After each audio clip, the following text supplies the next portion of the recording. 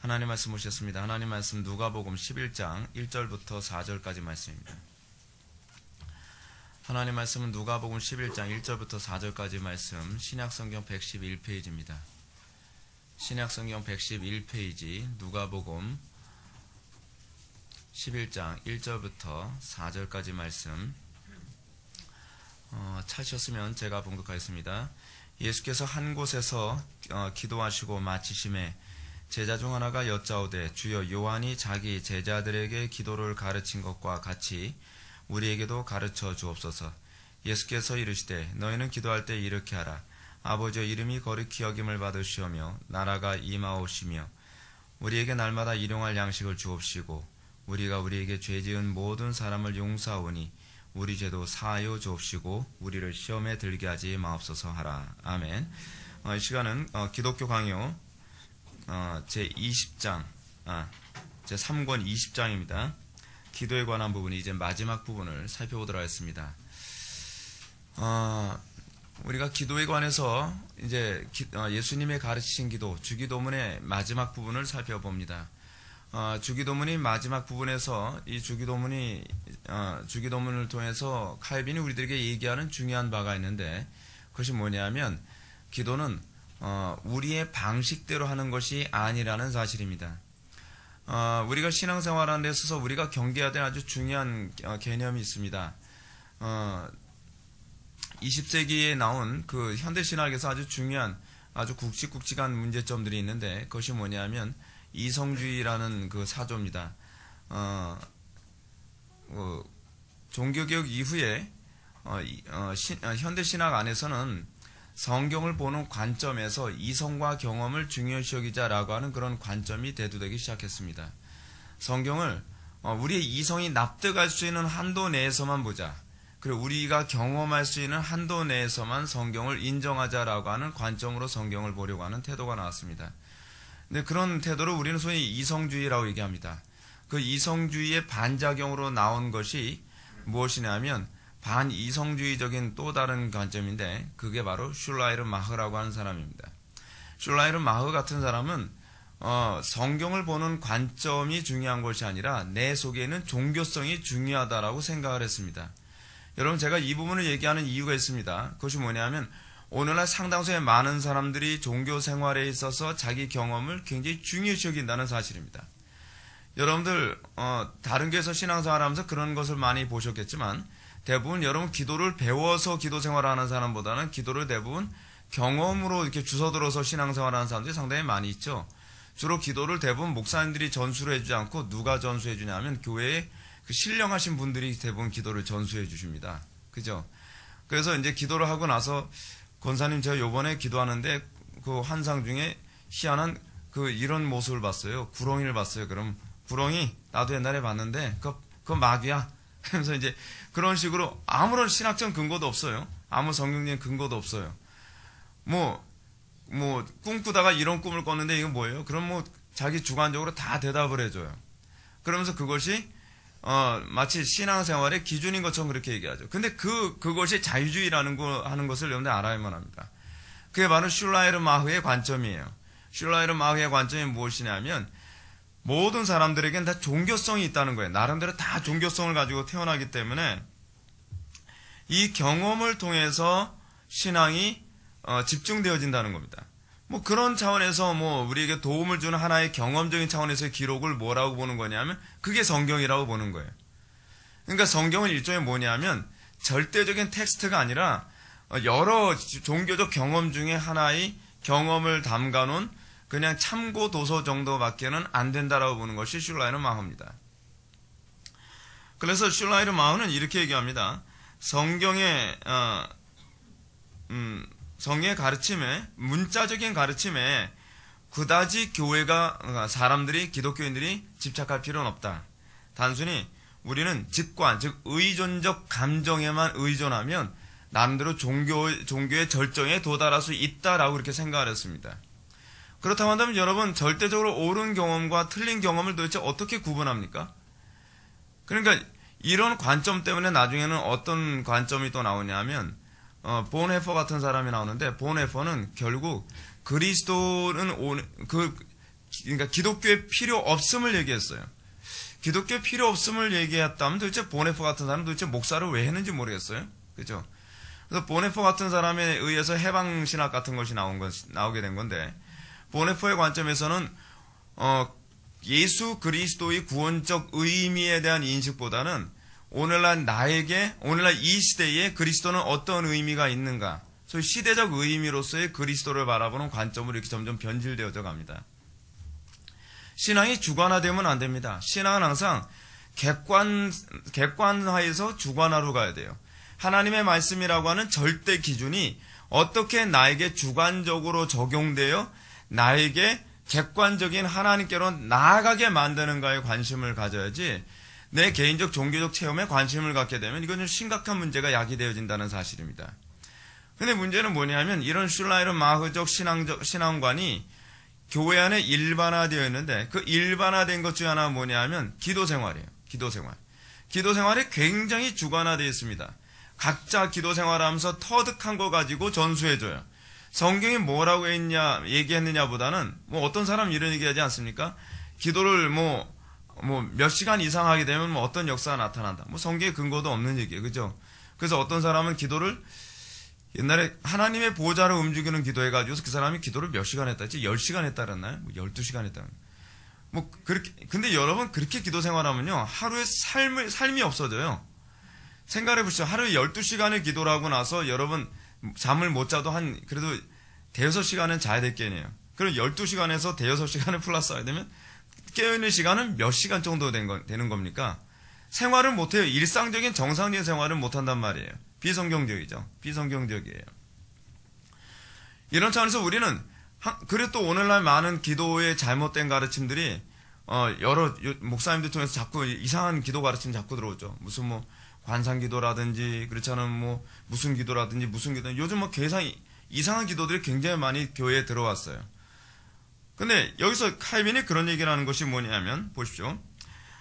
여러분들 48절 위에서 세 번째 줄 보면, 그리스도는 아버지께서 우리의 교사로 지정해 주신 분이요 우리가 말씀을 듣고 따라야 할 유일하신 분이시다.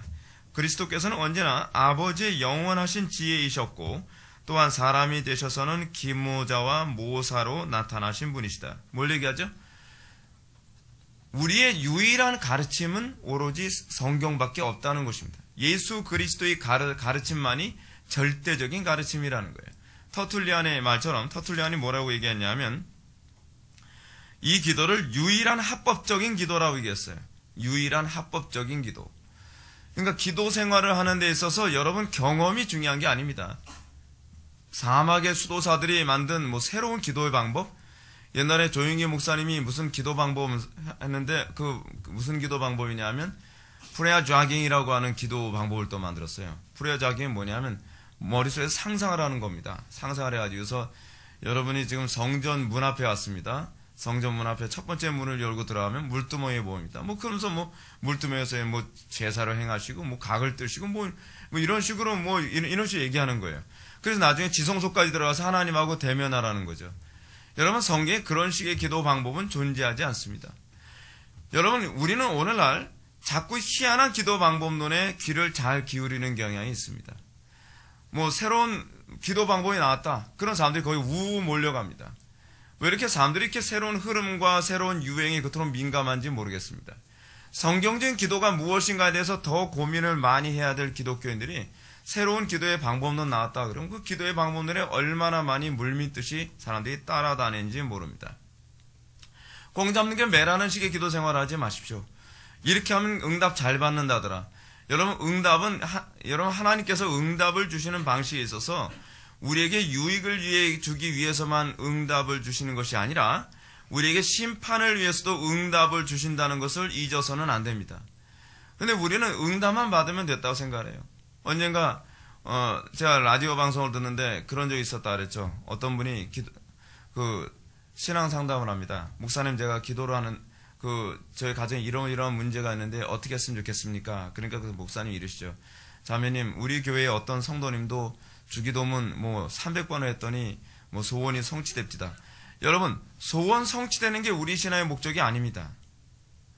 여러분, 우리 신앙의 궁극적 목적이 뭐라 그랬죠? 우리가 도대체 무엇을 위하여 구원받았는가? 그것은 하나님의 뜻을 이루어드리는 데에 초점이 있어요. 기도의 방법, 기도라고 하는 것 자체가 자꾸 우리의 소원을 성취하고 우리의 육신의 욕망을 채우기 위한 것이라고 한다면 이방 종교의 기도와 무슨 차이가 있습니까? 선왕당에 비나이다 비나이다 하면서 비나이다 비나이다 우리 아들 요번에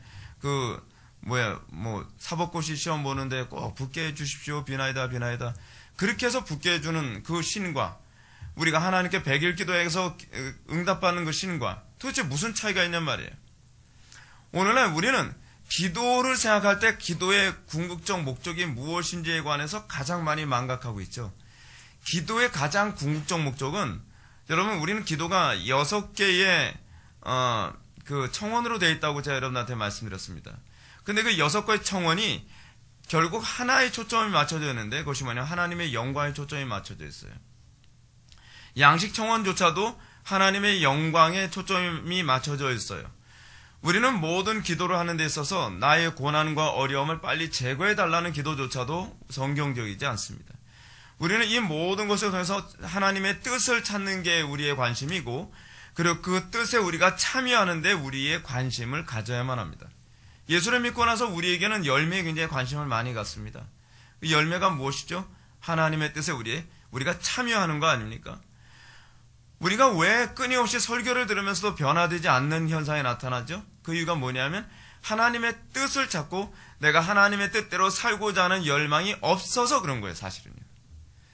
여러분들은 설교를 들으면서 어떤 태도로 설교를 듣습니까? 하나님의 뜻이 무엇인지만 안다면 내가 하나님의 그 뜻대로 살겠습니다라고 하는 어떤 그런 처절함이 있습니까? 그게 심령이 가난한 거거든요. 그것이 의의 줄이게 목마른 거거든요.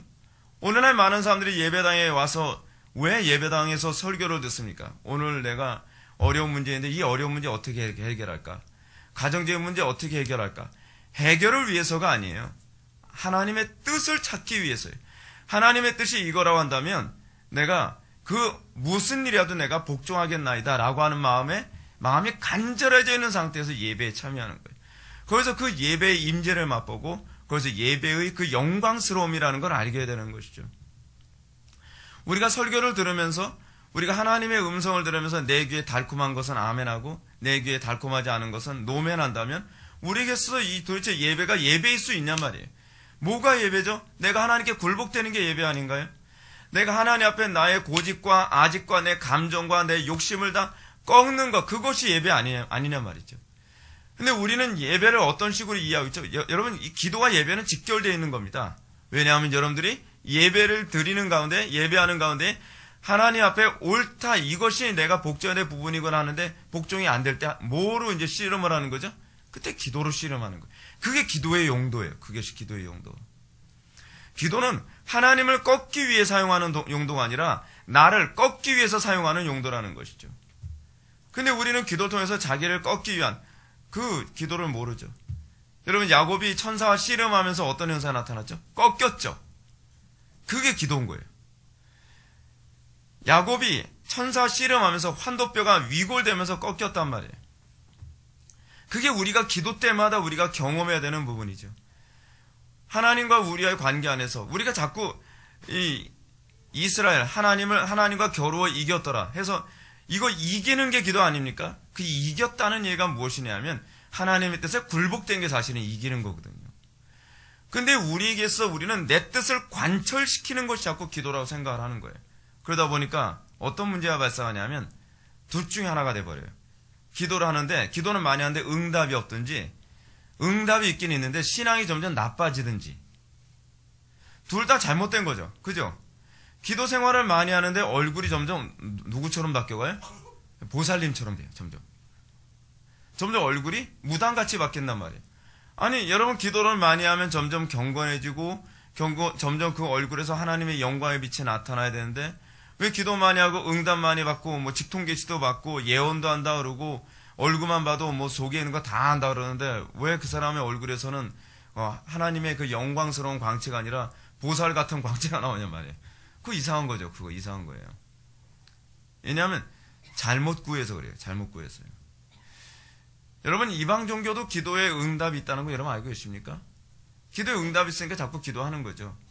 여러분, 신사도 운동하는 사람들, 이상하게 그 기도하는 사람도 있잖아요. 그런 사람들도 기도하면서 응답 많이 받아요. 그리고 병고침도 받고요. 기사와 이적도 많이 일어납니다. 그렇기 때문에 많은 사람들이 따라다니는 것이기도 하고요. 근데 그렇다고 해서 그들이 하나님과 점점 가까워지는 게 아니라 그들은 거짓된 확신에 점점점 하나님과 멀어지게 되죠. 신앙생활은요, 참된 확신과 거짓된 확신의 겨루기예요, 사실은요. 여러분들이 거짓된 확신에 빠져가면 빠져갈수록 여러분들은 하나님의 형상하고는 점점 멀어집니다. 하나님하고 점점 멀어지는 것이죠. 여러분들의 기도의 관심은 내가 아니라 항상 하나님이셔야 돼요. 근데 우리는 기도를 시작할 때 항상 관심이 나에 대한 관심에 주로 초점이 맞춰져 있죠.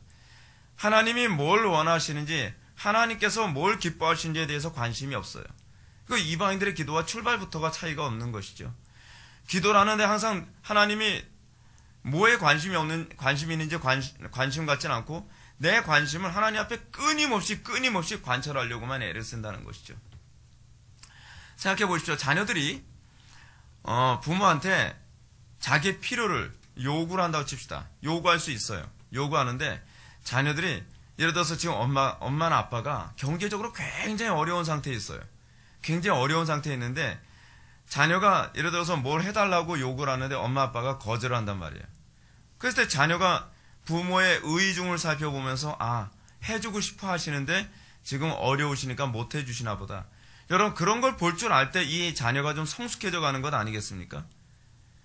우리가 예수를 1년, 2년, 3년, 4년, 5년, 10년을 믿어가면은 점점 하나님의 의중을 살펴가면서 때로는 하나님께서 내 기도를 거절하시는 것도 알고 또는 하나님께서 내 기도를 내 어떤 문제를 통해서 무엇을 원하시는지 점점 살펴볼 수 있게 되어질 때 그 믿음이 그게 좀 자란다고 하는 것이죠. 자란다고 하는 거예요.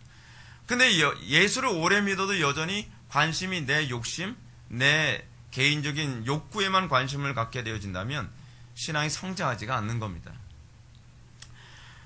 그러므로 우리가 이 주기도문의 이 규범성이라는 부분에서 칼빈이 얘기하는 굉장히 중요한 부분이 뭐냐면 우리는 우리의 모든 기도가 항상 성경의 가르침에 충실할 수 있도록 힘을 써야 한다는 사실입니다. 그러므로 이 기도는 모든 면에서 완전함으로 기존의 내용과 관련이 없는 다른 어떤 이질적인 내용을 그 기도에 첨가시키는 것은 불경건하며 무가치한 것으로서 하나님의 인정을 받을 수가 없는 일이다. 여러분, 예수님이 하나님이시라는 거 여러분 믿습니까? 그렇다고 한다면 여러분, 예수님의 가르침이 완전한 기도라고 하는 거 여러분 동의해야 되는 거 아닙니까? 왜 우리는 예수님의 기도가 완전한 기도임에도 불구하고 우리는 오늘날 교회 안에서 왜 주기도문을 안 가르치는지 저는 이해를 못하겠습니다. 기도를 배우기 원한다고 하면서 우리는 주기도문을 배우는 것이 아니라 이상한 가르침을 배웁니다. 여러분, 신께서 직접 와서 우리에게 가르치신 기도입니다.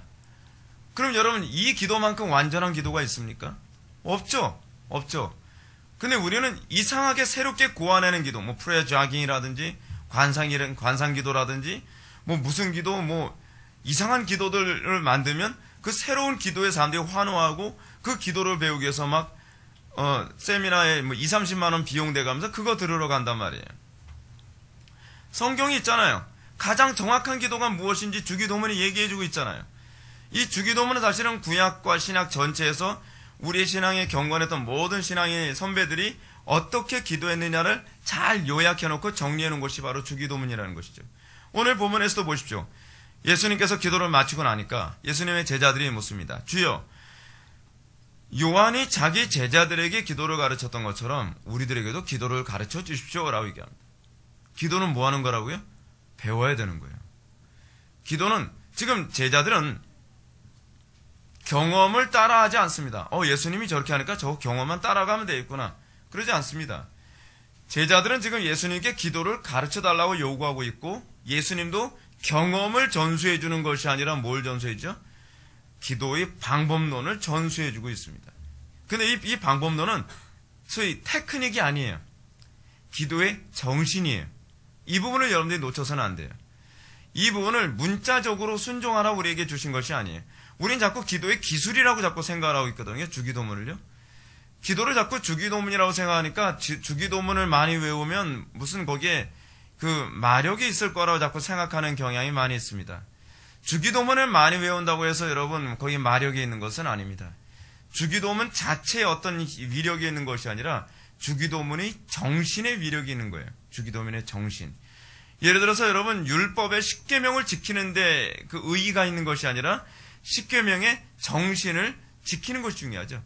근데 여러분 주기도문의 정신이 뭐죠? 주기도문은 결국 뭐에 충실한 사람이 되게 하는 데 있어요? 하나님 사랑, 이웃 사랑이에요. 그것이 주기도문이 가지고 있는 궁극적 목표예요. 하늘에 계신 우리 아버지여 이름이 거룩히 여김을 받으시오며 나라의 임하옵시며 뜻이 하늘에서 이루는 것이 땅에서도 이루어지이다. 여러분 이게 사실은 하나님의 이름을 높이고 하나님의 영광을 위한 기도 아닙니까? 하나님을 사랑하는 기도 아닙니까? 우리의 삶 속에서 우리는 모든 기도가 항상 어떻게 해야 하나님을 영화롭게 하는 것일까요? 어떻게 해야 하나님을 기쁘시게 해드리는 것일까요? 어떻게 해야 뜻이 하늘에서 이룬 것처럼 땅에서도 이루어지게 할까요? 어떻게 해야 나의 가정에 하나님의 통치가 일어나고 어떻게 해야 이 교회에 하나님의 통치가 일어나고 어떻게 해야 이 나라와 이 사회에 하나님의 통치가 일어날 수 있을까요? 여러분 그렇게 기도하면 응답이 없을 수가 없습니다. 우리가 기도하는데도 왜 응답이 없는가? 여러분 야고보서에서 분명하게 얘기하고 있잖아요. 정욕대로 쓰려고 잘못 구함이라. 저 정욕대로 쓰려고 잘못 구하지 않은 것 같은데 점검해 보세요. 점검해 보세요. 여러분들 기도가 항상 하나님의 영광, 하나님을 기쁘시게 해드리는데 분명하다고 한다면 여러분들에게 또다시 그 다음 필요한 것이 무엇이냐면 인내하는 기도일 것입니다.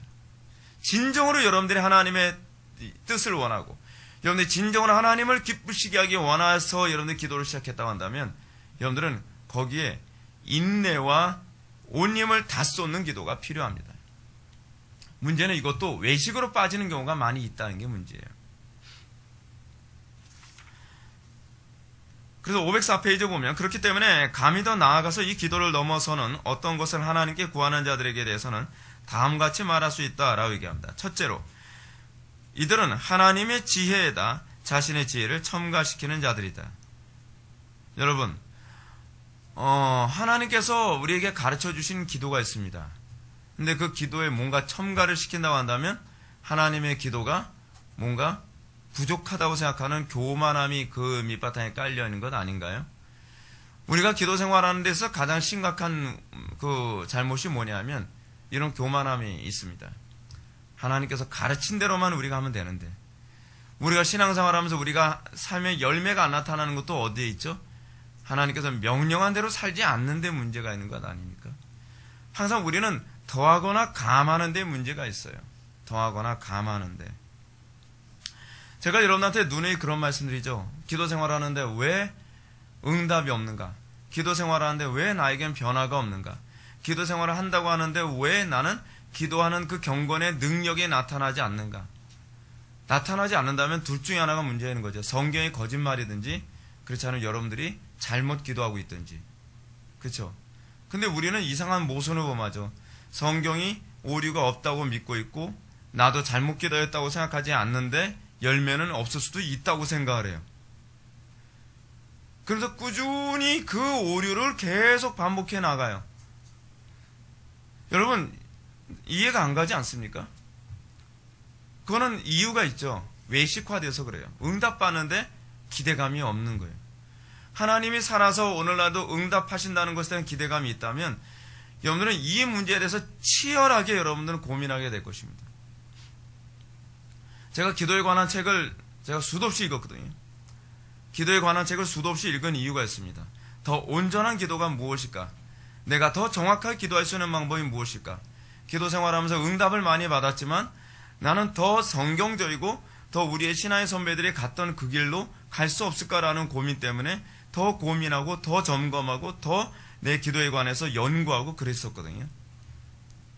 근데 저는 오늘날 많은 사람들이 기도하는 모습을 보면서 제가 굉장히 느낀 것이 안타까움이 무엇이냐면 자기의 기도에 점검이 너무 없다는 거예요.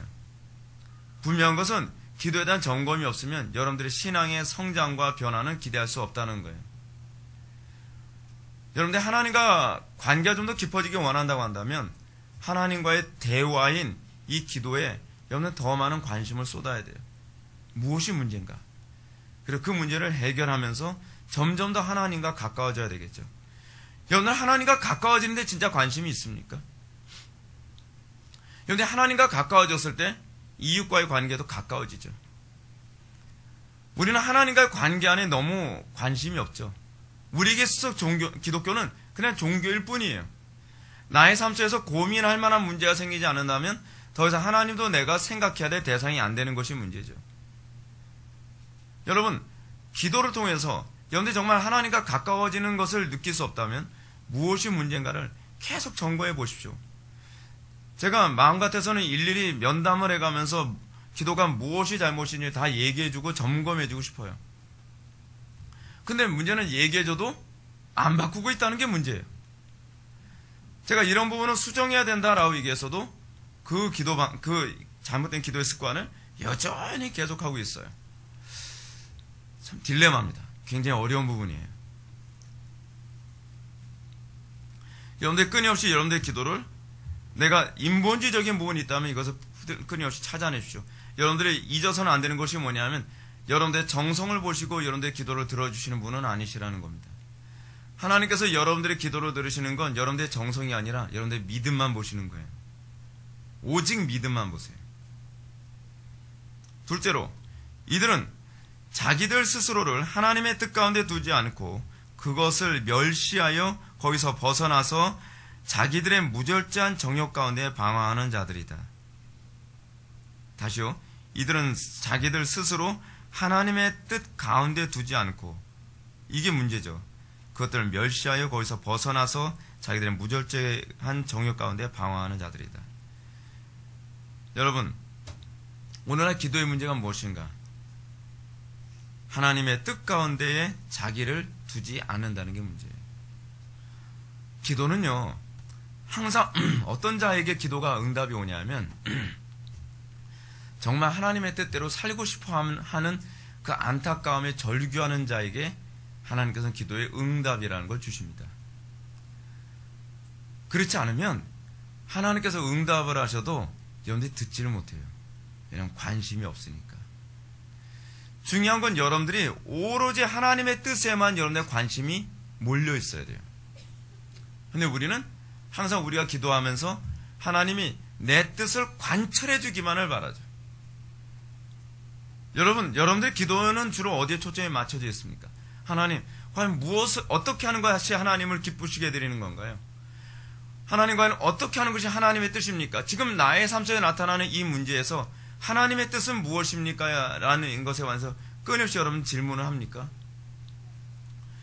오늘날 기독교가 왜 타락하는가 라고 했을 때 저는 가장 타락의 궁극적인 문제는 저는 기도라고 봅니다.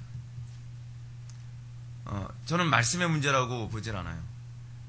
왜냐하면 바르게 기도하면 하나님께서는 그 진리의 영께서, 우리가 적어도 성경을 가지고 있으니까 진리의 성령께서 우리를 하여금 성경 말씀을 통해 진리로 가게 인도하세요. 그건 사실이에요. 왜냐하면 교리 아무것도 모르는 할머니 같은 분들도 기도 생활을 바르게 하고 정말 심령이 가난해서 신앙생활 하시는 분들은 그분이 제 설교를 들으면서 이런 소리를 많이 하신다죠. 아유, 맞는 소리만 하네. 내가 경험하고 내가 신앙생활 했던 모습을 그대로 저렇게 교리로 설명해 주고 계시네 라고 얘기를 해요. 그 이유가 뭐죠? 그분들이 교리를 알았기 때문이 아니에요. 교리를 몰랐음에도 불구하고 진리의 영이신 성령의 인도를 받았기 때문에 그렇게 사라지는 거예요. 우리는 간혹가다가 오늘날 기독교인들이 몰라서, 교리를 잘 몰라서 그렇다고 생각해요. 전 그렇게 생각 안 해요. 왜냐하면 교리를 가르쳐도 달라지지 않는 모습을 제가 보아서 그래요. 교리를 가르치기 전에는 몰라서 그렇다고 치는데 교리를 배워도 똑같다면 몰라서 그런 것이 아니라는 얘기죠. 그렇죠? 몰라서 그런 것이 아니란 뭐예요? 사실은 몰라서 그렇다고 하는 건 핑계에 불과하다는 거예요. 실제로는 애시당초부터 진리대로 사는데 관심이 없었던 거예요. 진리대로 사는데 관심이 있으면 기도부터가 달라집니다. 교리에 몰라도 하나님의 뜻을 끊임없이 구하게 되어 있어요. 왜냐하면 이 성경의 기록자가 성령님이시기 때문에 그 성령님이 우리의 삶을 진리 가운데로 인도하시거든요. 그래서 우리로 하여금 우리가 모르면서 살았어도 성경의 말씀에 부합한 삶을 살아가게 되어 있어요. 그래서 정말 그렇게 사신 분들은 이 교리를 들었을 때 내가 이제껏 믿고 있었던 하나님이 성경의 하나님이라는 것에 대한 확신을 얻는 차원에서 교리에 무릎을 치게 되는 것이죠. 근데 진리를 몰라서 그랬다라고 얘기하면서도 정작 진리를 듣고 나서는 더 진리와 심각한 충돌을 일으킬 뿐만 아니라 하나도 삶의 변화가 없다고 한다면 이미 입증된 거죠. 그거는 나는 애쌍서부터 진리에 관심이 있었던 것이 아니었다는 거예요. 진리가 없어서 내가 이렇게 사는 것은 아니었다는 것이죠. 내 욕심이 끌리는 대로 살았던 거예요. 성령의 인도를 따라서 살았던 것이 아니라는 거예요. 여러분들이 정말 진리를 사랑한다면 기도가 달라지게 되어 있어요. 기도가 달라지면 여러분은 성경에 부합한 삶을 살게 되어 있어요. 이거를 고백할 수밖에 없는 게 뭐냐면, 저는 알고서 산 케이스가 아니라 살고 나서 안 케이스예요. 그래서 제가 20대 때도 저는 교리에 대해서 잘 몰랐거든요. 뭐 개혁파가 뭔지도 몰랐고, 뭐 청교도들이 어떤 사람인지 잘 몰랐어요. 근데 제가 진짜 관심이 있었던 것이 뭐냐면 진리대로 사는 데 관심이 있었거든요. 끊임없이 그 문제 가지고 씨름하고 성경을 보고 묵상하고 좌충우돌하고 이쪽으로 자빠지기도 하고 저쪽으로 자빠지기도 하고 막 그러는 가운데에 정말 기도하면서 진리의 길을 찾으려고 하다가 어느 날 청교도의 책을 딱 접하게 돼서 읽다 보면 이미 내 삶 속에서 성령께서 행하셨던 일을 그들이 표현하고 있는 거예요. 그래서 제가 확신하게 된 게 그거예요. 우리가 진리대로 살지 못하는 건 무지가 아니라 성령님의 인도를 따르지 않기 때문이구나라는 걸 알았어요. 그러니까 여러분들 기도가 바뀌지 않으면 여러분들 삶의 변화가 없을 거라는 것을 분명히 기억하십시오.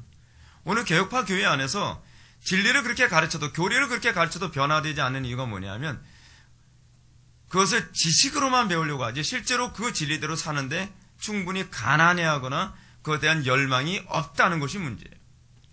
지식에 대한 열망이 있다는 것과 여러분들의 본능의 열망이 있다는 것은 별개의 문제입니다. 여러분들 영혼이 정말 진리에 대해서 여러분들 갈급해하고 있다면 여러분들 틀림없이 비용 계산하게 되어 있어요. 내가 손해를 보더라도 내가 망할지라도 내가 어려움에 당할지라도 내가 이것대로만 살겠다. 그렇죠. 그래서 교리를 배우면서 점점 더 강화되어야죠. 교리를 배우면서 점점 강화되는 것이 아니라 교리를 배우면서 점점 짜증이 심해지면 어떻게 하자는 거예요. 그죠? 그러니까 여러분들 본성에 정말 내가 진리에 대한 열망이 있는가에 대해서부터 고민하셔야 돼요. 내가 정말 하나님을 기쁘시게 드리는데 내가 관심이 있는가. 그랬을 때 기도다운 기도가 거기서부터 출발이 돼요. 시작은 거기서부터 시작하는 거예요. 진리대로 살고자 하는 것. 하나님의 영광을 위해서 살고자 하는 것. 그랬을 때 여러분들이 이 주기도문의 기도에 부합하는 기도가 가능해져 가는 것입니다. 마지막으로 이들은 절대로 그 어떠한 것도 얻을 수가 없다. 왜냐하면 믿음이 없이 기도하기 때문이다. 여러분, 주기도문의 방식대로 기도하지 않으면 믿음 없이 기도하는 건가요? 맞죠? 그렇죠? 왜 그렇죠? 이 칼빈이 얘기하는 것처럼 믿음으로 기도한다면 반드시 주님의 가르침을 따르는 것이기 때문에 그래요. 주님의 가르침을 따르지 않으면서 여러분 믿음대로 산다고 얘기한다는 것 자체가 모순 아닙니까? 이건 심각한 모순이에요. 난 믿음 있어요. 믿음 있어요 라고 얘기해놓고 나서 가르친 대로 안 해요. 예를 들어서 조은번의 철로역전에서 얘기하는 것처럼 자 저쪽 길로 가시죠. 저쪽 길로 가시면 됩니다. 네, 알겠습니다. 전 믿음이 있으니까 이쪽으로 가겠습니다. 믿는다는 거예요? 못 믿는다는 거예요? 못 믿는다는 거죠. 오늘날 우리는 그래요. 믿습니다 해놓고 나서 나가서는 반대길로 가요. 믿습니다 하면서도 우리는 성경대로 기도를 안 해요. 그래서 우리는 내가 믿습니다. 우리 지난 주일 오후 예배 때도 강훈상 교수님 말씀하셨던 것처럼 믿습니다 힘줘서 얘기한다고 믿음이 생기는 게 아니죠. 그렇죠? 믿음이라는 게 뭐예요? 전인격적인 동의예요. 내가 그것 때문에 내가 살고 내가 거기에 모든 것을 던지겠다는 거거든요. 근데 문제는 뭐냐면 나는 그것대로 살고 사는 열망이 없어요. 내가 주기도문처럼 기도하고 싶지가 않아요. 뜻이 하늘에서 이룬 것처럼 땅에서 이루어지는 건 난 관심이 없어요. 나는 그냥 행복한 가정 되는 것이 좋지, 하나님이 굳이 내 삶을 간섭하는 그런 가정 원치 않고, 나는 교회가 부흥하는 걸 원하는 거지, 굳이 하나님께서 원하시는 대로 교회가 되는 걸 원치 않는다는 것이죠. 저는 오늘날, 저는 목회자들도 이 부분에 대해서 분명한 선을 그어야 된다고 생각을 합니다. 뭐냐면, 하나님의 뜻대로 하되, 하나님의 뜻대로 목회하면서 망할 땐 망하더라도 나 그쪽을 선택하겠다고 할 것인가? 그렇지 않으면 나는 하나님의 뜻보다는 교회가 성장하는 쪽을 선택할 것인가? 저는 이 문제에 하나님과 먼저 결판을 져야 된다고 생각을 합니다. 만약에 하나님의 말씀대로 목회를 해서 교회가 성장한다면 그건 하나님께서 덤으로 주시는 은혜라고 생각을 하지만, 예레미야처럼 하나님의 말씀대로 목회하면서도 오히려 한 명의 회심자도 없이 평생 직사도로 고생만 하다가 결국 순교의 세상을 떠날 수도 있는 문제거든요. 하나님께서 우리가 하나님의 말씀대로 산다고 해서 우리의 앞정에, 우리의 삶에 부귀와 명예와 그렇지 않으면 성공을 보장해 주지 않아요. 그래서 예수님이 하신 말씀이 있죠. 나로 인하여 시축지 않은 자가 복이 있도다. 우리는 예수님이 우리에게 명예와 행복을 보장해 주셨을 거라고 생각을 합니까? 아니에요. 보장해 준 거 없어요. 예수님은 우리들에게 오히려 고난을 보장해 주셨어요. 예수 믿는 것 때문에 우리는 고난을 당할 거예요. 예수 믿는 것 때문에 우리는 십자가를 져야 될 거예요. 성경대로 목회한다고 해서 우리 교회가 천국처럼 된다고 보장 못해요. 끊임없이 더 많은 고난 가운데 있을 수도 있어요. 성경대로 목회하기 때문에 수많은 사람들이 모여들 것이다. 성경대로 목회하기 때문에 수많은 사람들이 박수 쳐줄 것이다. 성경에 보장해 준 게 없어요. 우리는 단지 이것이 하나님께서 기뻐하신다고 믿기 때문에 그냥 가는 거예요. 그냥 가는 거예요. 여러분들의 인생에 있어서도 여러분들이 하나님께 기도하는 데 있어 그겁니다. 하나님, 내가 고난이 닥치더라도 하나님의 뜻대로 살 수 있게 해주십시오가 우리의 기도지, 하나님의 뜻대로 살면 모든 것이 형통하고 부귀 영화가 보장될 거라 생각하기 때문에 그 길 보여달라고 하는 게 아니에요. 여러분들이 정말 하나님께 응답받기를 원한다고 한다면 여러분들은 성경대로 기도해야만 합니다. 성경대로.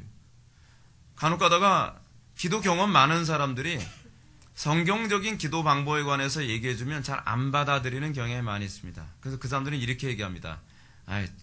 체험이 없어서 그래. 아직 신령하지 못해서 그래. 이렇게 생각하는 경향이 많이 있어요. 체험으로 얘기한다면 사실은 그런 체험 얘기하는 사람보다 제가 체험을 더 많이 했다고 해도 저는 과언이 아닐 거라고 생각을 합니다. 근데 여러분, 체험이 그것의 권위를 세워주는 건 아니에요. 하나님의 말씀이죠. 하나님의 말씀이 무엇을 지지해 주냐에 관한 문제예요. 하나님의 말씀이. 근데 소위 기도 많이 했다, 은사 많이 체험했다는 사람들이 하나님의 말씀보다는 주로 뭐에 관심을 많이 갖냐 하면 예언기도 받으러 다니는 사람들, 그 사람들이 예언해 주는 거 있잖아요. 그 사람들이 좋은 그런 거에 귀를 더 많이 기울이죠. 어떤 사람이 이제 기도를 해주는데 기도해 봤더니 가정에 우환 있구만 이런 식으로. 그래서 쪽집게처럼 딱딱 찝어주는 그런 사람들이 더 신령한 사람이고 그것이 더 믿을만한 기도라고 생각을 하죠. 옛날에 최자실 목사님이라고 하는 분이 이제 순복음교회에 있었는데, 그분이 이제 그 금식기도원에 사람들이 오면 사람들이 딱 줄 서서 이제 한 명씩 상담을 기다립니다. 상담을 기다리면 최자실 목사님한테 딱 오면 기도를 받습니다. 그럼 최자실 목사님이 10일 기도, 10일 금식, 날짜 다 정해져요. 일주일 금식, 아이고 문제가 큰 겁니까? 40일 금식, 저 죽습니다. 믿음을 하세요. 네. 그런 식으로. 근데 담임 목사님이 그거 성경적이지 않아요. 성경에 40일 금식 기도한 거 어디 있습니까? 우리 목사님은 신령하지 못해서 금식 기도의 힘을 모르셔. 근데 그러면 안 돼요.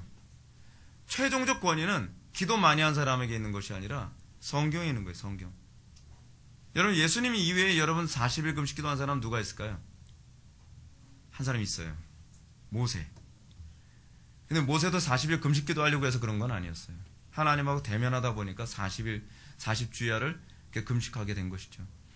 의도적으로 40일 작정하고 금식 기도한 사람은 없어요. 예수님 이외에요. 베드로가 여러분 막 안진뱅이 일으키고 막 이랬을 때 베드로가 뭐 40일 금식 기도하고서 그랬을까요? 아니죠. 아니에요. 근데 우리는 그런 사람들의 말의 권위를 더 따르죠. 신기하죠. 그죠? 왜냐하면 그게 실제로는 성경을 믿지 않고 있다는 것을 그런 식으로 입증해주고 있는 거예요. 사실은요. 속아서는 안 돼요. 여러분들 자신에게 속아서는 안 됩니다. 49절 보면 주기도문은 그 표현이 아니라 내용을 따라야 함. 그렇죠. 여기서 지금 칼빈이 얘기하는 게 주기도문에 있는 문자를 따르라는 것이 아닙니다. 주기도문의 정신을 따라야 돼요.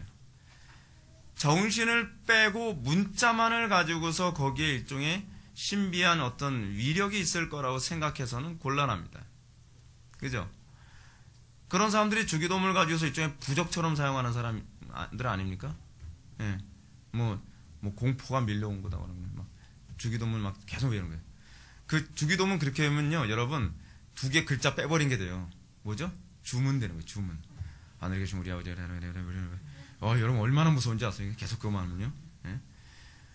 여러분 그렇게 기도하는 건 잘못됐고요. 주기도문의 정신이 중요한 거예요. 주기도문의 정신이 하나님 사랑, 이웃 사랑이고 하나님 경외고 그리고 이웃에 대한 올바른 사랑이거든요. 자, 올바른 사랑이라고 말하는 이유를 아시죠?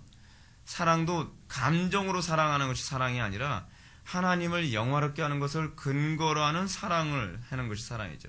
그래서 성경에서는 자녀 사랑을 어떻게 하는 거라고 얘기했어요? 자녀들에게 차마 초달을 못하는 것은 자녀를 미워함이라. 그게 무슨 얘기죠? 내 새끼 사랑스럽다고 무조건 잘못하고 있는데 그런 부분에서 엄격하게 제재를 가하고 교훈을 가르치지 않고 방치해 놓는 건 사랑이 아니라는 거죠. 그러니까 우리는 항상 사랑하는 것도 하나님 사랑의 근거에서 사랑해야 돼요. 하나님을 빼고 사랑하는 것은 자녀를 미워하는 것이 되는 것이죠.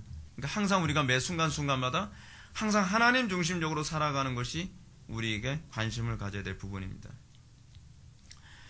기도와 관련된 기타 문제들 50절부터 52절 부분까지 보시겠습니다.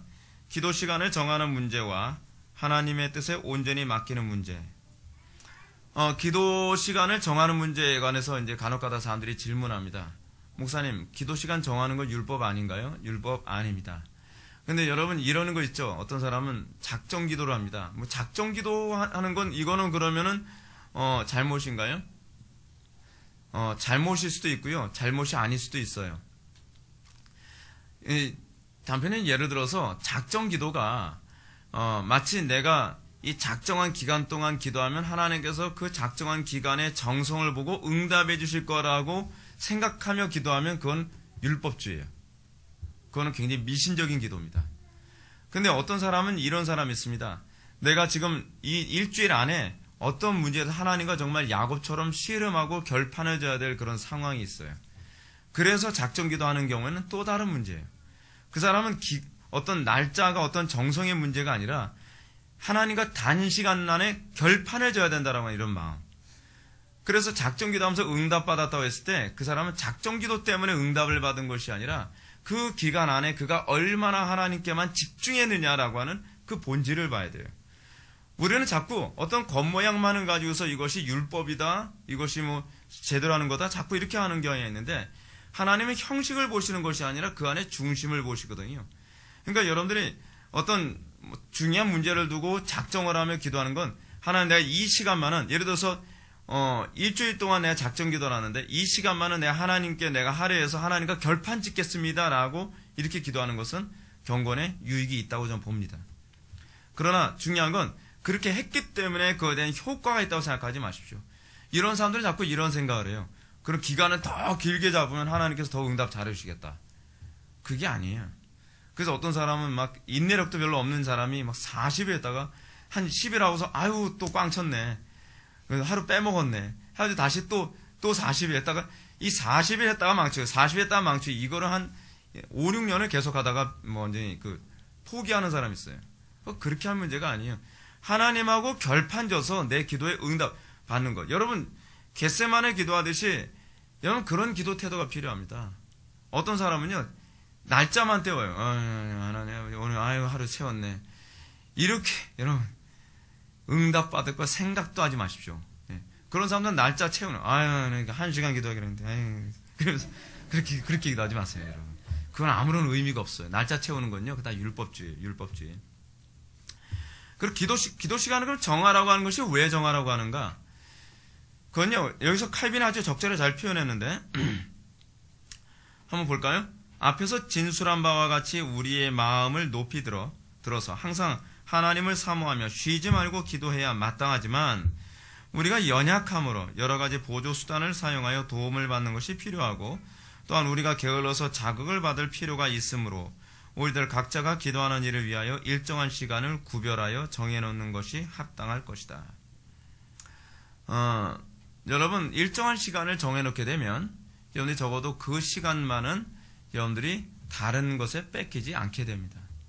그러니까 제가 여러분들한테 특정한 기도 시간을 정해놓으라고 하는 이유가 뭐냐면, 마음에 내키는 대로 기도하게 되면 바쁜 일에 여러분들이 기도를 자꾸 건너뛰게 되어 있어요. 기도 시간이라든지 성경 읽는 시간을 아예 여러분들 인생에서 시간표로 우선순위처럼 해놓지 않으면 여러분들은 그것 말고 차선일 수 있는 것에 여러분들 시간을 뺏길 수 있다는 거예요. 시간을 가장 잘 활용하는 것 중 하나 뭐냐면 가장 중요한 것을 우선순위에 두고 그거 먼저 하는 거라고 하지 않습니까? 그런 차원에서 여러분들이 기도가 생명이라고 한다면 여러분들은 천하없이 바쁘고 천하없이 여러분들이 힘들고 천하없이 여러분들 어렵더라도 이 시간만은 절대로 뺏기지 않겠다라고 생각하셔야 됩니다. 이 시간 뺏기면 죽는 거라고 생각하셔야 돼요. 기도 시간 뺏겨서 여러분들 신앙생활 유지할 방법이 없습니다. 우리의 본성 자체가 죄를 이길 능력이 없어요. 우리의 본성 자체가 환경을 이길 능력이 없단 말이에요. 그렇기 때문에 우리가 기도 시간을 여러분들의 가장 편한 시간, 그 시간을 정하셔야 돼요. 방해받지 않는 시간. 저 같은 경우에는 제가 이제 기도 습관이 한 9시부터 기도하는 게 기도 습관이 돼가지고 옛날에 이제 20대서부터 9시부터 기도해서 새벽 1시까지 막 그렇게 내리 기도하고 하던 게 습관이 돼서 저는 기도 시간이 그렇게 고정이 돼버렸는데 우리 교회는 새벽 기도라든지 뭐 저녁 기도 사실 특별히 시간을 딱 정해놓질 않잖아요. 그 이유가 뭐냐면 여러분들 각자가 가장 편한 시간을 정해놓고서 그 시간만은 절대로 누구한테 뺏기지 말라는 거예요. 집안에 친척이 오고 오랜만에 친구를 만나서도 시계 딱 보다가 그 시간 돼서 나 기도하러 가야 되겠다. 이게 고정관념 몸에 박혀야 여러분들 일평생 기도 생활을 유지할 수 있기 때문에 그래요. 이건 보조수단이에요. 꼭 그 시간에 기도를 해야만 하나님께서 기뻐하시는 건 아니에요. 우리나라는 또 새벽 기도 문화가 있어가지고 새벽에 기도해야 하나님께서 또 들으신대요. 그 성경적 근거가 뭐냐면 시편이래요. 새벽에 내가 깨우리라. 새벽에 하나님께서 응답하신다. 여러분, 거기서 새벽이라는 표현은 그 표현이 아니에요. 새벽이라는 표현은 하나님께서 가장 어떤 의미였더라? 제가 그 시편 연구하면서 봤었는데 하나님께서 가장 우리가 가장 긴박한 시간 이런 의미를 가지고 있는 수거적 의미란 말이에요. 그런 차원에서의 새벽이지 꼭 새벽 기도해야만 들으신다. 예수님이 새벽 기도하셨다? 예수님이 새벽에만 기도하셨습니까? 저녁에도 기도하셨어요. 저녁에 기도 얼마나 많이 하셨는데, 그죠? 사람들 다 돌려보내고 나서 습관을조차 기도하러 가시는 시간은 오히려 저녁 때예요. 그러니까 너무 어떤 특정한 시간을 율법적으로 얽매이지 마시고 여러분들이 기도 시간을 뺏기지 않을 그 시간대를 딱 정해놓고서 그거는 천하없이 뺏기지 말고 기도 생활에 힘쓰십시오. 분명한 건 이거예요. 기도 생활 뺏기면 여러분들 영혼은 죽습니다. 이 부분에 관해서는 여러분들 귀담아 들으셔야 됩니다. 기도 생활 뺏기는 사람의 신앙은 제가 보장을 못합니다. 자기가 기도 생활을 안 하는데 제가 어떻게 돕겠습니까? 제가 아무리 권면해도 여러분들이 순종하며 따라올 능력이 없어요. 여러분의 마음이 굳어지게 되어 있거든요. 그러니까 기도 생활은 천하없이 어떤 일이 있어도 뺏기지 않도록 그 시간은 사수할 수 있기를 바랍니다. 그리고 51절 보면 인내로 기도함. 이처럼 마음으로 하나님의 뜻에 순종하는 자세를 가져서 하나님의 섭리 법칙의 다스림을 받도록 하면 기도에서 인내를 쉽게 배우게 될 것이며 또한 우리의 정욕을 누르고 참고 주님을 바라게 될 것이다. 기도는 두 가지입니다. 기도에게서 인내는 두 가지 부분이에요. 첫째로 우리는 인내하며 기도해야 되고요. 그리고 그 기도는 우리에게 인내를 낳습니다. 우리는 본성적으로 인내할 능력이 없습니다. 여러분들 욕심을 위해서는 인내하는 데는 우리는 탁월해요. 근데 우리가 하나님의 영광을 위해서 또는 이웃을 사랑하는 데 있어서 인내하는 데는 우리는 아무런 기능이 없어요. 그래서 이 인내라고 하는, 우리가 성도의 견인이라는 교리도 이제 나오는데, 인내라고 하는 것은요, 기도하며 인내하는 것이지, 여러분들 스스로 인내하는 그 인내력으로 인내하는 것은 하나님께서 기뻐하시지도 않을 뿐만 아니라, 여러분 하나님의 영광을 위해서 그렇게 끝까지 인내할 수 있는 능력은 여러분들에게 없습니다. 그렇기 때문에 여러분들이 하나님의 영광을 위해서 끝까지 인내하기를 원하신다면 기도의 인내에 여러분들이 힘을 써야만 합니다. 왜 기도에는 인내가 필요한가?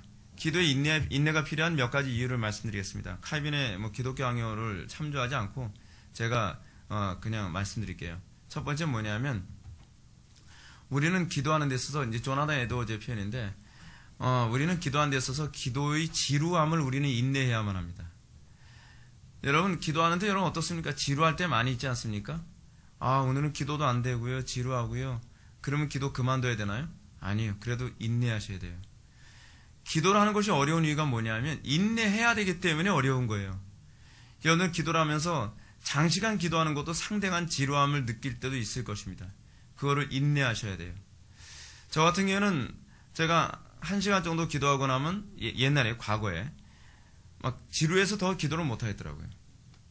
틀림없이 더 기도해야 된다는 건 아는데, 내 속에서 더 많이 기도해야 된다는 것은 아는데, 제가 지루해서 못 견디겠더라고요. 처음에는 제가 10분만 기도해도 기도할 게 없었어요. 21살 때. 막 너무 지루한 거예요. 너무 지루한 거예요. 빨리 일어나고 싶은 거예요. 근데 그 지루함을 쳐서 복종시키고 그러면서 계속 기도할 때 1시간을 기도해도 지루한 걸 모르겠더라고요. 근데 1시간 정도 기도하니까 또 지루함이라는 게 또 계속 몰려와요. 그런데 기도할 내용은 점점 많단 말이에요. 그걸 또 쳐서 복종시키면서 또 그 지루함을 인내하고 극복해야 돼요. 그러면서 우리 기도가 2시간, 3시간 이렇게 장시간 기도하는 것도 가능해집니다. 또 하나 뭐냐면, 하나님의 응답이 즉각적으로 항상 오질 않기 때문에 우리는 그 기도를 인내하며 기도해야만 합니다.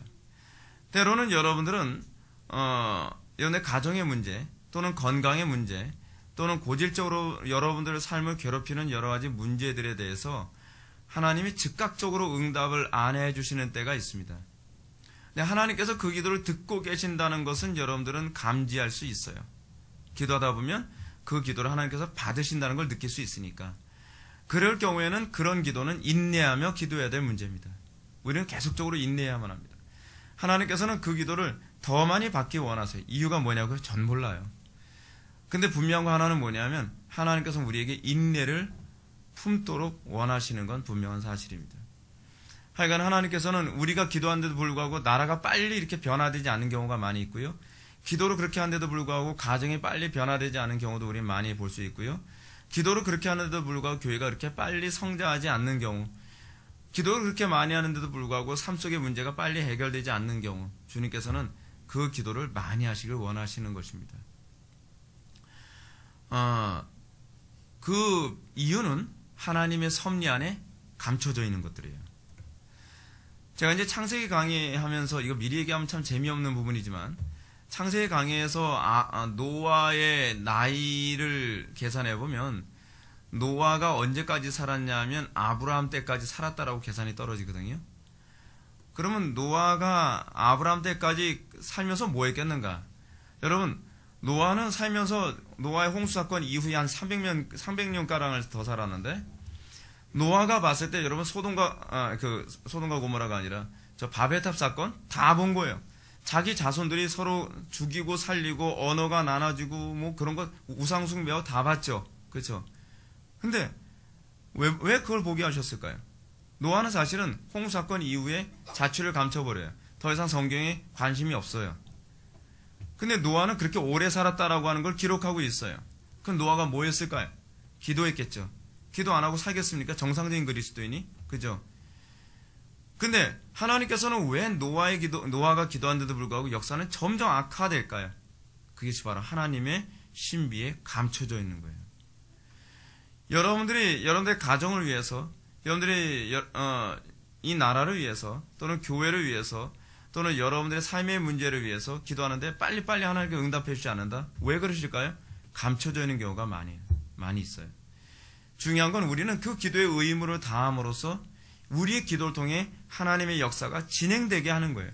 우리의 기도의 목적은 내 기도가 응답돼서 어떤 성취를 이루는 것이 아니라 하나님의 뜻하신 하나님의 계획이 우리의 기도를 통해 진행되어지고 있다는 것이죠. 여러분들의 기도가 응답됐다는 것을 어떤 때 발견하냐면 여러분들 기도하면서 나중에 내 기도가 이것을 위해서 기도하게 하신 것이구나 라고 하는 것을 섭리적으로 깨달을 때, 그럴 때 여러분들의 믿음이 강화되어지죠. 중요한 건 여러분들의 기도가 내가 항상 하나님의 작정과 섭리 안에 들어가 있는 기도냐, 그렇지 않으면 하나님의 작정과 섭리하고 아무 관계없이 내 욕심만을 채우기 위한 기도냐, 여기서 여러분들 이방인의 기도냐, 성령 안에서 기도하느냐의 차이가 나타나는 거예요. 여러분, 기도응답 아무리 많이 받는다고 해도요, 여러분 예를 들어서 신사도 운동하는 사람들 기도응답 많이 받았다고 합니다. 근데 문제가 뭐냐면 하나님의 선하신 작정과 섭리하고 따로 놀고 있는 기도응답이에요. 그거는 성령의 응답이라고 할 수가 없어요.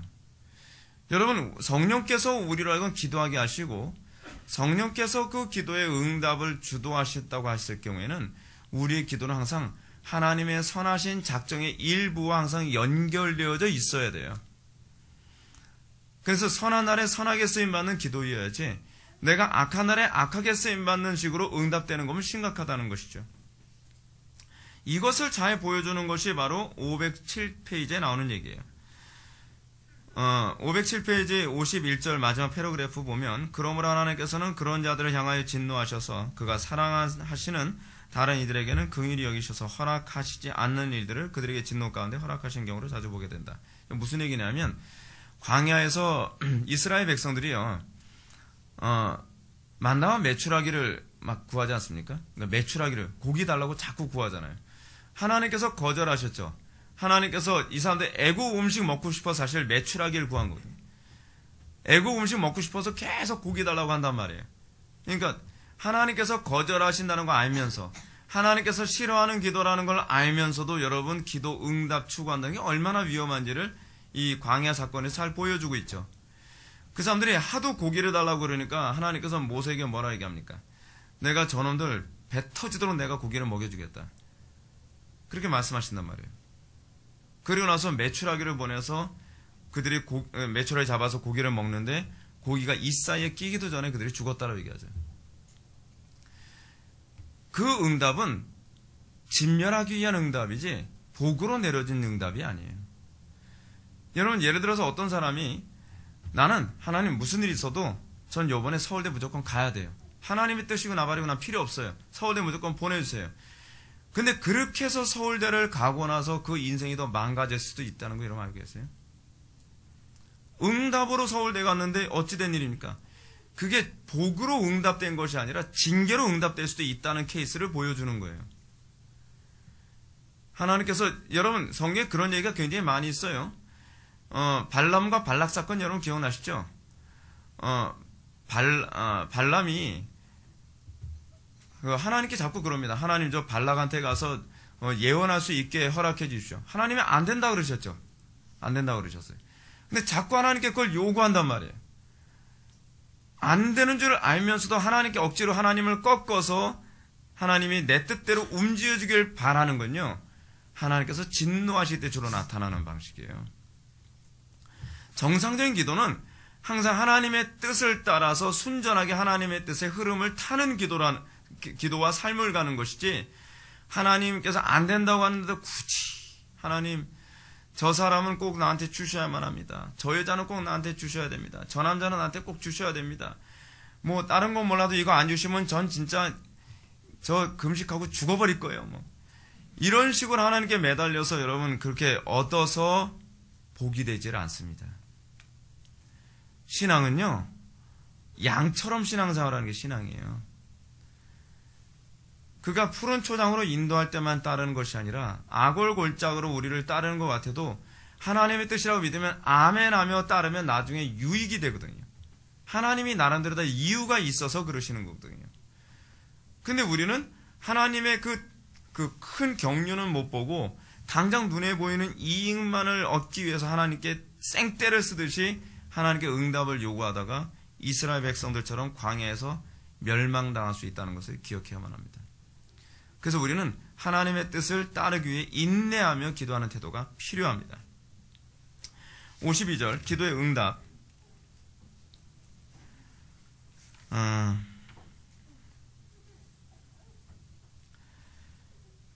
기도의 응답에 관해서 한번 이 부분 한번 봅시다. 508페이지 위에서 세 번째 줄. 사도 요한의 다음 같은 말씀이 바로 이런 의미입니다. 우리가 무엇이든지 구하는 바를 들으시는 줄 안즉 우리가 그에게 구한 것을 얻은 줄 또한 아느니라.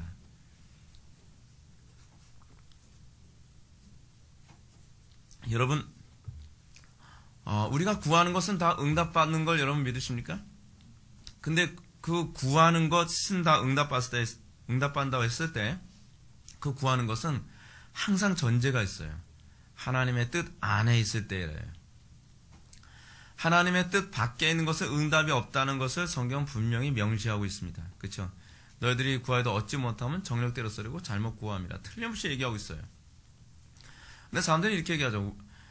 다른 구절은 다 빼버리고 우리가 무엇이든지 구하는 바를 들으시는 줄 아는데 왜 내 기도의 응답을 안 하시나요? 여러분, 성경의 상당수의 부분에서는요, 하나님께서 어떤 기도는 거절한 부분도 있습니다. 단편히 예를 들어서요, 사울 왕이 타락해서 하나님께서 사울 왕에게서 내가 그로부터 왕권을 빼앗고 내가 그를 버린다 라고 했을 때 사무엘이 계속 기도했을 때 하나님께서 어떻게 합니까? 더 이상 그 기도하지 마라. 그래서 거절해버리시잖아요. 그런 케이스도 있고요. 때로는 어떤 케이스는 우리의 기도가 하나님 들으시기에 합당치 않아서 아예 그것을 버리는 그 기도도 있단 말이에요. 때로는 기도의 응답을 늦추시는 경우도 있어요. 중요한 건 우리는 하나님의 때까지 인내하는 게 여러분 신앙이라는 거 알고 계십니까? 우리는 자꾸 기도를 때를 앞당기는 걸 기도라고 자꾸 생각하는 경향이 많이 있습니다. 아니에요. 신앙은 하나님의 때에 맞추는 게 그 신앙입니다.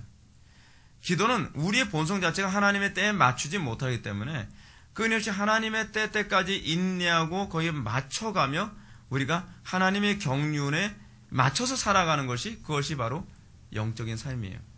그 영적인 삶을 다른 말로 영생이라고도 얘기하는 거예요.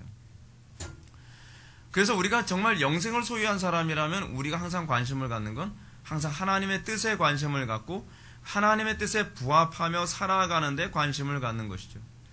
응답이라고 하는 것이 여러분한테 주어질 때 여러분들의 가장 좋은 응답은 무엇이냐? 확신이라는 방법으로 오는 거예요. 그렇죠? 그래서 여러분들이 하늘에서 음성 듣기를 너무 바라지 마십시오. 음성은 따르게도 막 들릴 수가 있어요. 하나님께서 우리에게 확신을 주시고 그리고 그 기도가 확신이라고 했을 때 항상 무엇과 관련을 맺어야 되냐면 성경의 가르침과 부합하느냐하고 항상 관심을 가져야 돼요. 그 성경의 가르침에 부합하면서 그것이 내 마음속에 확신으로 올 때 여러분들은 그것이 응답이라고 생각하시면 됩니다. 근데 확신이 왔는데도 빨리 응답이 안 되는 경우가 많이 있죠. 아브라함에게는 응답이 오는데 굉장히 오래 걸렸어요. 그렇죠? 왜냐하면 하나님의 때가 있기 때문에 그래요. 하나님의 때를 앞당기는 게 아니에요. 그 적절한 때에 모든 것을 합력하여 선을 이루시기 때문에 우리는 그 때에 부합할 때까지 인내하는 것도 신앙의 순종이라는 것을 믿어야만 합니다. 그래서 우리는 기도하면서 끊임없이 그 확신을 가지고 살아가야 돼요. 근데 그 확신이 와도 우리가 눈을 뜨면 확신이 또 흔들릴 때가 많이 있습니다. 그렇죠? 현실적으로 그 성경대로 안 사라지고 상황이 더 안 좋아지는 경우가 많이 있죠. 그럴 땐 더 기도하셔야만 합니다. 그래서 하나님의 약속만 보고 현실이 안 보일 때까지 계속적으로 흔들리면 또 기도하고 또 기도하면서 어떻게 다시 확신을 찾고 또 다시 현실 속에 살아가면서 흔들리면 다시 기도하는 자리에 나와서 다시 확신을 찾고 그렇게 하면서 여러분들이 하나님께서 역사하실 때까지 인내하고 타협하지 않는 그런 신앙의 상태로 가야만 합니다. 이것이 여러분들이 주기도문 전체를 정리하는데 여러분들의 큰 도움이 됐으면 좋겠습니다. 다시 기도하고 마치겠습니다. 사랑이 많으신 하나님 아버지, 우리가 오늘 시간 주기도문의 마지막 부분을 정리하게 되었습니다.